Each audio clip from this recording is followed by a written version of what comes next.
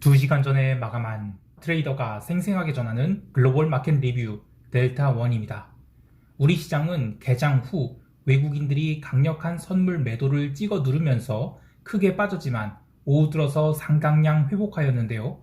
반대로 미국 시장은 유럽 세션 초반에서는 나름 강세였으나 유럽 세션 후반 들어서 눌렸고 이후 마지막 1시간 동안에도 또 눌렸죠. 하지만 공통사항이 있었으니 그건 변동성이 오늘도 빠졌다는 것입니다. 해지를 걸고 계속 주식 매수를 해야 한다는 생각은 변함이 없어요. 우리 시장은 이제 옵션 만기 사흘을 남겨놓고 있죠. 어떻게 대응해야 될지 꼼꼼히 리뷰해 보도록 하겠습니다. 먼저 아시아 세션 갑니다. 코스피 시장은 개장 초 출발이 약했는데 사실 기술적으로 눌림이 나온 것은 특별한 일이 아니었어요. 그런데 하락폭이 생각보다 컸다는 것이 스트레스로 다가왔습니다. 특히 LG엘런시솔루션 강세를 보이면서 외국인들이 의도적으로 코스피 200 선물을 매도를 강하게 때리고 또 그것으로 프로그램 차익 매도를 유발시킬 정도의 베거데이션을 베이시스를 밀어댔는데 투자자들이 심리가 많이 약해지면서 11시 30분에는 359선까지 밀리게 됩니다. 물론 초반에 워낙 빠르게 밀리고 나서는 나름 반등도 있었으나 오전 반등은 진짜 반등이 아닐 가능성이 컸는데 그 이유는 옵션 시장 때문이었죠. 갭 다운 하자마자 개인들이 외곽의 콜옵션 물타기 매수를 시작하면서 무려 6만 계약을 매수했어요.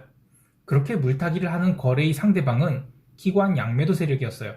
그럼 볼 것 없이 오늘 최소한 양매도 아니면 급락인데 급락을 보기에는 전체 시장이 그닥 리스크오프 상황이 아니어서 이게 뭐지 싶었어요.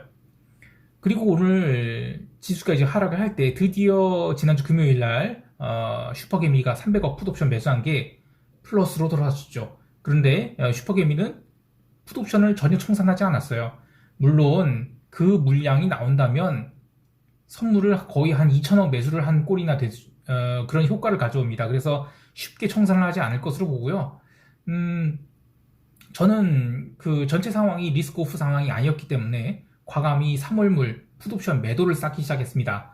물론 그 슈퍼개미가 손댄 행사가와는 전혀 다른 행사가를 건드렸는데 어쨌든 오전 11시 30분에 359선 저점을 찍을 때까지 평균 베이시스를 외국인들이 베거데이션 마이너스 0.8포인트를 유지했거든요.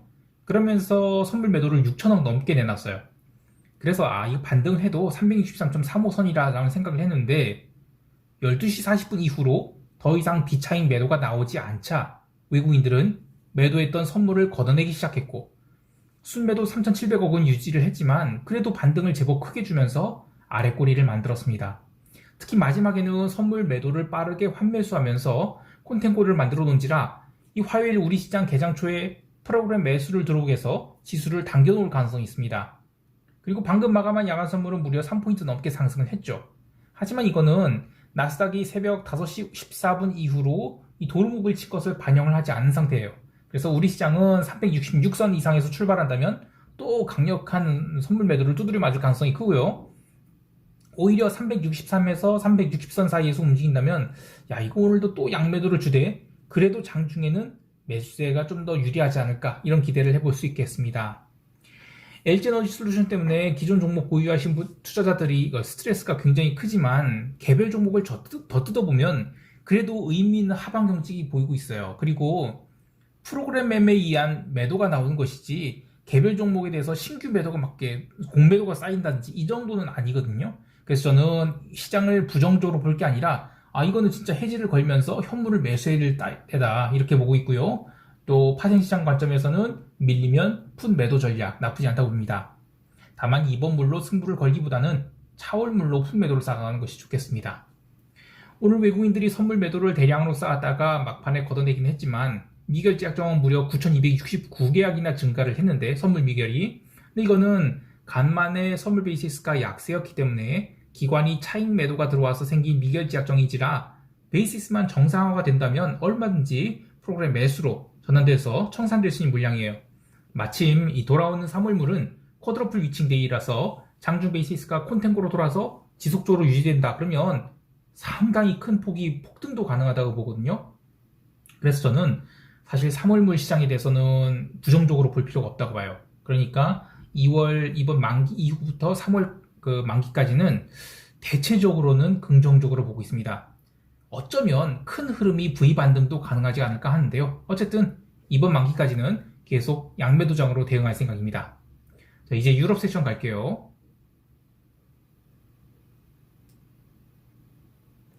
유럽 증시는 장 초반에 독일 증시가 지난주에 기록한 저점권까지 밀리는 등 분위기가 좋지 않았어요. 하지만 바닥 확인하고 나서는 또 유럽도 꾸준한 매수세가 들어오면서 종가까지 크게 당겨놨는데요. 오늘 유럽 시장에서 체크할 요소 중 가장 큰 거는 라가르드가 이 립 서비스로 단기금리 소방수를 나섰다는 거예요. 단기금리가 내리고 또 장기금리가 올랐죠. 이렇게 장기금리 상승은 이탈리아 국채 등 중하위 티어 국가들이 채권과 독일 국채의 스프레드 확대는 어쨌든 지속될 일이다라는 인식 때문인 것 같은데, 그래도 단기금리가 내렸다는 것은 라가르드가 아무래도 약을 치는 게 속도 조절을 하겠다 이런 뜻으로 봐야 될 것 같습니다. 또한 이 골드와 실버가 아시아 세션에서 유럽 세션 거쳐서 미국 세션 마감 때까지 꾸준히 상승을 한 것도 특징이에요.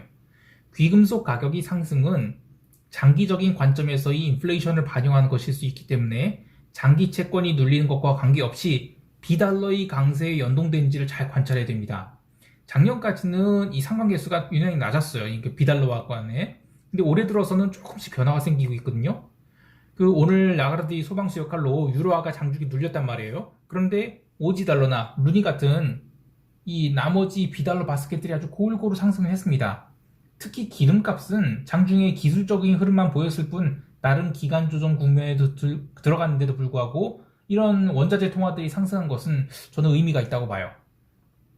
기름은 오늘 조정을 보였지만 주말 내내 계속 이란 핵 협상 이슈 나오고 또 사우디의 아람코가 추가 상장을 하겠다는 등 90달러 이상은 안 돼 이런 메시지를 자꾸 주고 있지만 원유 H2 그러니까 삼월물과 J2 4월물의 스프레드가 2달러 넘어섰던 것이 오늘은 1.57달러까지 줄어들었어요. 그래서 그래 속도는 조절할 텐데 그래도 이번 3월물 만기까지는 기름값 쉽게 안 뺀다라는 신호를 줬거든요. 그래서 저는 아직은 기름 숏에 베팅할 때는 아니다 이렇게 보고 있습니다.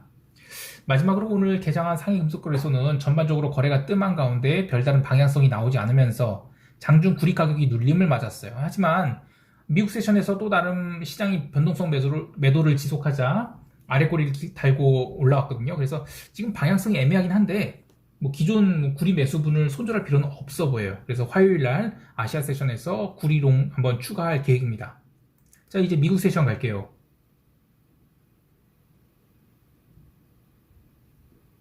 미국 지수 선물은 아시아 세션에서 오르고 내리기를 반복하다가 유럽 세션에서는 나름 강세였는데 결국 변동성만 죽이고 아무것도 아닌 시장으로 마감했다. 이게 핵심입니다. 개별 종목에서는 메타가 오늘도 마이너스 5%대 하락을 하면서 힘없이 밀렸는데 유럽과의 마찰 이야기도 계속 나오고 또 관련자의 사임 이야기도 있으면서 종가 저가로 처박혔지만 저는 그보다는 이 알파벳이 3일 연속 음봉을 맞았다는 게 더 눈에 띄어요. 그러니까 이벤트로 숏 커버링이 나올 망정 그 뒤로는 끊임없이 이익 실현 욕구에 치달린다는 것이죠. 마찬가지로 아마존도 오늘 0시까지는 나름 어떻게든 상승세를 지속하려 했는데 그 뒤로는 시간이 흐를수록 변동성이 죽는데도 불구하고 이익 실현이 나오면서 윗꼬리 음봉으로 마감했다는 것이 이거 시장에는 이익 실현 욕구가 훨씬 더 크구나 이걸 보여준다고 할 수 있겠어요. 다만 이 모든 상황에서도 변동성은 좀처럼 증가하지 못하고 밀렸는데요. 이는 변동성 선물이 콘탱고 현상이 아직도 남아있기 때문이라고 봅니다. 변동성 콘탱고가 어느 정도 해소가 된다면 시장은 재차 나스닥 14,000포인트를 향해 갈 수 있다고 보는데요.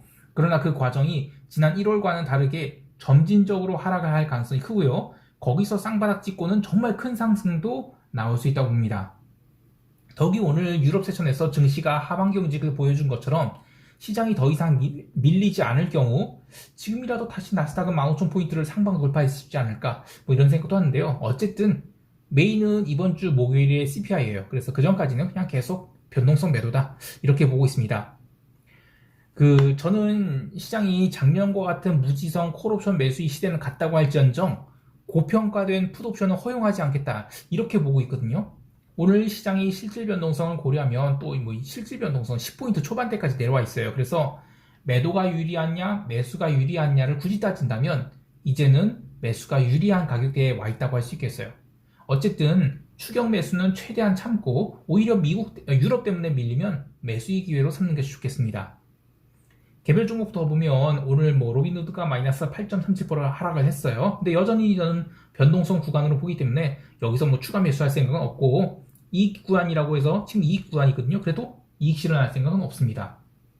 그래도 주식 산다면 10만 불은 사야겠죠. 그래서 16달러 후반대에서는 좀 줄이고 11달러대 다시 내려오면 추가 매수를 해서 결국엔 어딘가로 수렴할 텐데 그 수렴하는 과정을 찾도록 하겠습니다.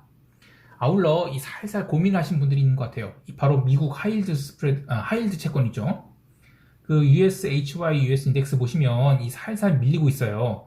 아직 심각한 수준이 아니고 지금 하이힐드 스프레드보다는 유럽 채권 스프레드가 더 문제죠. 그래서 그 수면 위로 아직 드러나고 있지는 않지만 하이힐드 채권 밀리면서 기름값까지 부러진다. 요거는 지수를 크게 끌어내릴 수 있는 중요한 이슈가 돼요. 그래서 요거는 제가 수시로 모니터링 해서 멤버십 게시판에다 올리도록 하겠습니다. 자, 이제 시장 총평하면서 대응 전략 이야기할게요. 한국 시장은 옵션 만기 사흘 남겨놓고 계속 프리미엄 빼기 작업을 할 것으로 봅니다. 굳이 방향성을 따진다면 여전히 롱 방향 보고 있는데 양 옵션 눌림이 제법 커진지라 동적 스트레들이 아닌 단순 레이쇼 스프레드나 스트랭글 매도로는 스트레스를 받을 수 있어서 좋아요. 그래서 특히 어제 이제 개인이 콜매수 6만 계약을 했다가 이 5장 반등에 4만 계약을 털렸거든요. 그래서 365 공방이 아닌 367 공방도 가능하다고 보는데 그래서 367을 한 방에 뚫고 가건 그건 쉽지 않아 보이고요. 방금 마감한 야간 선물 시장에서처럼 콜옵션이 살아버린다. 이러면 정작 본장에서는 도루묵이 될 가능성이 큽니다. 그래서 철저히 눌림 후 횡보 과정 확인한 다음에 조심스럽게 롱 가담하는 것이지 오늘 뜰 것 같아 그렇다고 롱 잡고 이거는 좀 아닌 것 같습니다. 저는 당월물 거래는 계속하지 않을 거고요. 계속 3월물 풋매도에 집중할 생각입니다. 해외 시장 또한 롱 관점 계속 갖고 있습니다. 특히 오늘은 구리 추가 매수 좀 고려해 볼 건데 그리고 아시아 세선에서는 오지달러도 추가 매수할 것이고요. 요거를 좀 오지달러 같은 게 어떻게 반응하는지 보고 상해 금속 거래 시장 열리면 오지달러랑 구리를 아마 동시에 매수하게 될 것 같아요. 마지막으로 펀더멘탈과는 관계없이 이 투기 좋아하시는 분들이라면 농산물 중에서 소맥을 한번 관찰해 보시는 것도 좋을 것 같아요. 이거는 제가 펀더멘탈에 대해서는 얘기 못합니다. 조금 빨아치긴 한데 만약 살아난다면 좀 크게 살아날 수 있을 것 같아요. 자, 오늘 하루도 성공 투자하시길 바라고요. 만기주입니다. 만기주에는 웬만하면 좀 쉬어가시는 게 좋습니다. 이상 델타원이었습니다. 감사합니다.